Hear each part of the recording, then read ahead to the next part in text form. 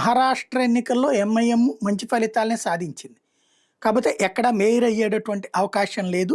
వాస్తవంగా 114 కార్పొరేటర్ సీట్లు గెలుచుకుంది. మొత్తం రాష్ట్ర వ్యాప్తంగా జరిగినటువంటి ఎన్నికల్లో ఒక మంచి ఫలితాన్నే సాధించింది. అయితే ఈ ఎన్నికల ద్వారా మహారాష్ట్ర ఎన్నికల ద్వారా ఎంఐఎం ముస్లిం పార్టీగా భారతదేశంలో చేస్తున్న దానికి ఒక చెక్ పడబోతుంది. కాంగ్రెస్ పార్టీ ముస్లిం సంతుష్టీకరణతో కూడినటువంటి సెక్యులర్ పేరుతో ముస్లింలని సంతుష్టీకరించి ఓట్లు సాధించేది.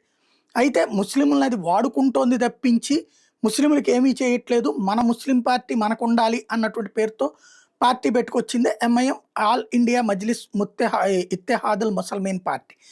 ఏఐఎంఐఎం దేశంలో పోటీ చేస్తున్నప్పుడల్లా కాంగ్రెస్ ఏం గొడవ చేస్తుంది, ముస్లింల ఓట్లు మాకు రాకుండా చీల్చడానికి బీజేపీ బీ టీమ్ అని చెప్తా ఉంటుంది.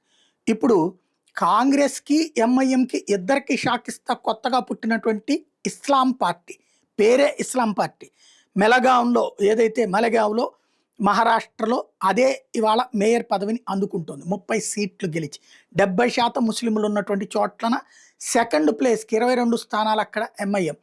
అంటే ఎంఐఎంని దాటి ఇస్లాం పార్టీ వచ్చింది. ఇప్పుడు అక్కడ సక్సెస్తో దేశవ్యాప్తంగా ఇస్లాం పార్టీ విస్తరించాలనుకుంటుంది.